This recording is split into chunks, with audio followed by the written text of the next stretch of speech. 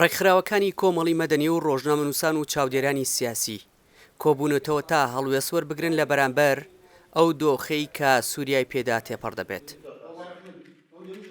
هەمویان هاوڕابوون لەسەرەوەی مەترسی جدی لەسەر ڕۆژئاوا هەیە و دەشڵێن گەر دەست بۆ زەوتکردنی مافەکانی کورد ببرێت ئەوە لە ڕۆژانی ئایندا هەڵمەتی واژ و کۆکردنەوە دەست پێ دەکەن و ئاراستەی نەتەوەی گرتوەکانی دەکەن. بەگەلی کوردیشەوە لەو بارەوە گەلی کورد لە ڕۆژاوای کوردستان ئێرچی ئێمە ئەچێشینەتەوەی کوردانەیە لەم چوارچێوەیەدا ئێمە ئەوڕۆکە کۆمەڵێک ڕێکخراو و چاڵەکانی مەدەنی گربوونێتەوە و پاڵپشتی وەکو ئەکو دەستپێک ئێمە هەوڵماندایە کە لە ڕێ ڕاگەاندنێکەوە پاڵپشتی خۆمانەکەی بەڵام ئەم کەمپینە ڕەنگە کەمپینە درێژە بچێشێ چکە بارودۆخێکە تاوەکو ئێستاکە لێڵە.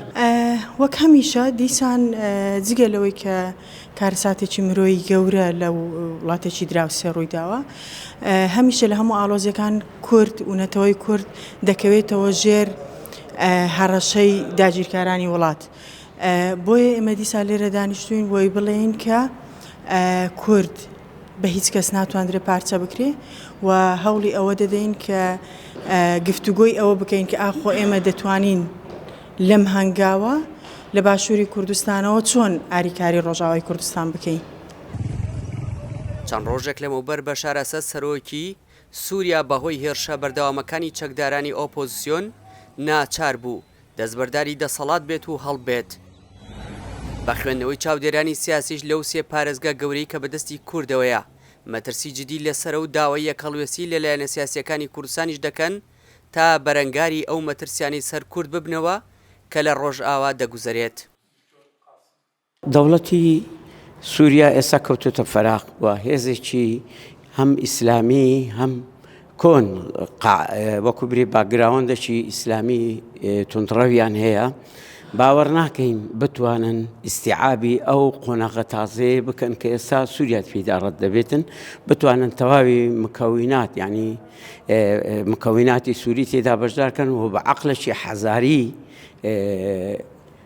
ئیدارەی ئەو وڵاتە بەڕێوە ببن بەڵام بە هەموو حالەتێکدا کورد تێیدا هێزە ناتوانن تەجاوزی بکەن.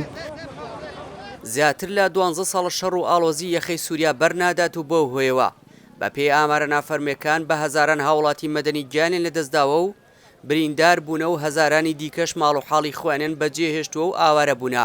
ڕێکخراوەکانی کۆمەڵی مەدەنی و ڕۆژنامەنووسان و چاودێرانی سیاسی کوردستان دەڵێن کورد قبوڵی ناکات دەست بۆ خاک و ئاو و ژیانی هاوزمانەکانیان ببرێت لە هەر کوێیەکی دنیا بن و پێویستە مافی پێکاتەکان لە پێکێنانی حکوومەتی نوێی سووریا بپارێزرێت.